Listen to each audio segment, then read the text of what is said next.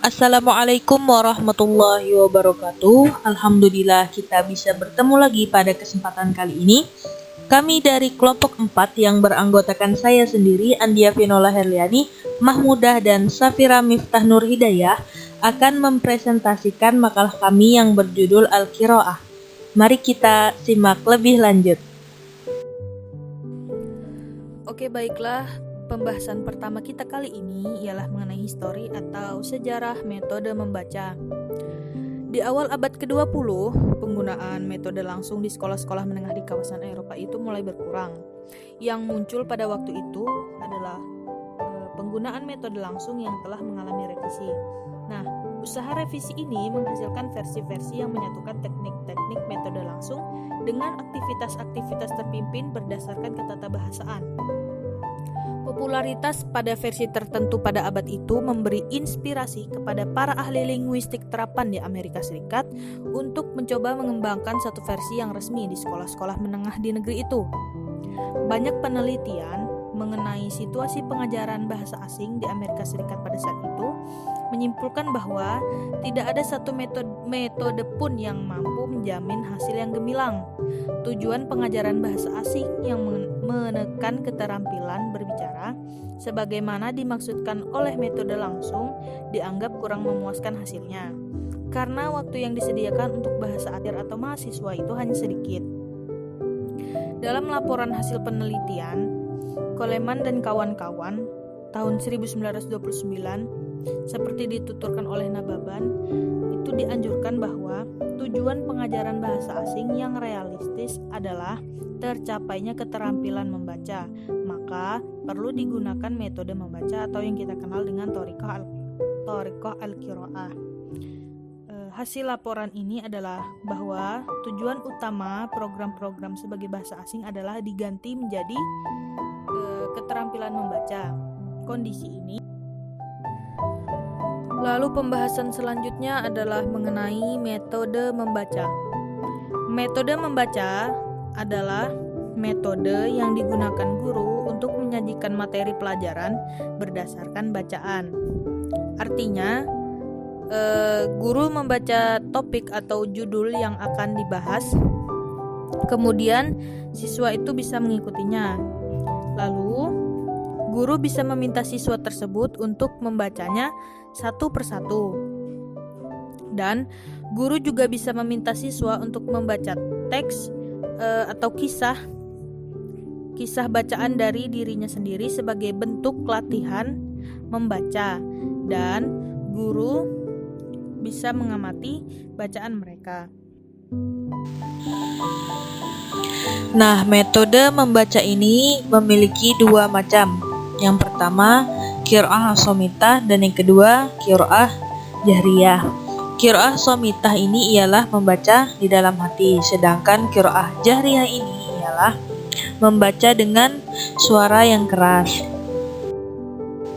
Lalu yang selanjutnya ada tujuan metode membaca. Tujuan metode membaca yang pertama ini adalah kemampuan untuk memahami bacaan secara akurat.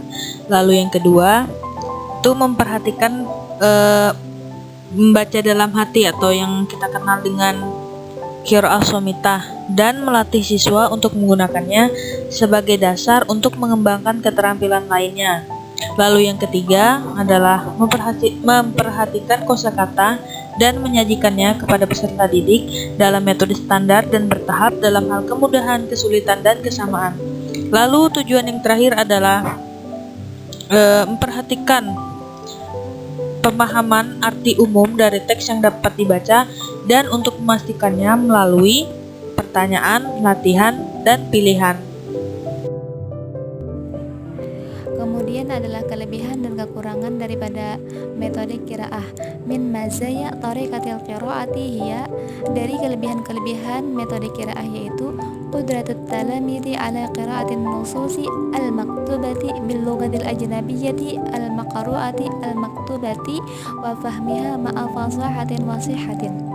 Murid-murid mampu membaca nas-nas berbahasa asing yang bacaannya, penulisannya, dan pemahamannya fasih dan benar. Wadzalika قدرتهم على استعمال تجويد القراءة المكتوبة باللغة الأجنبية مناسبا بقواعد القراءة الصحيحة. Mereka mampu menggunakan tajwid bacaan yang ditulis dengan bahasa asing yang sesuai dengan kaidah-kaidah yang benar. Wa qudratuhum ala tarjamatil kalimati wa fahmul jumalil maktubati bil lughatil ajnabiyyati al madrusati. Mereka mampu menerjemahkan kalimat-kalimat dan paham jumlah-jumlah yang ditulis dengan bahasa asing yang dipelajari. Fatattasi'u biha ma'lumatuhum wasti'abuhum anil lughati. Mereka memperluas pengetahuan dan pemahaman mereka tentang bahasa. Ma'uyubu hadhihi tariqati hiya, dan kekurangan-kekurangan daripada tariqah ini yaitu al-wahid sa'bun lil mudarrisi tatbiqu tariqatil qiraati lil mubtadi'ina likaunihim yutaqiluna fi ta'widi alsinatihim hatta yukarriral mudarrisu irsyadahum wa tadribahum ala i'adati jumalin su'batin fi muhakatiha.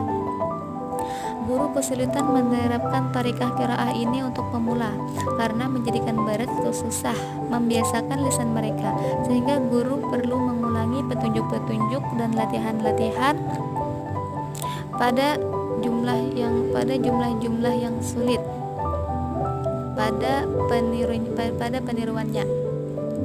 Falidzalika, maka karena demikian itu taqdi hadhihi tariqatu awqatan tawilatan.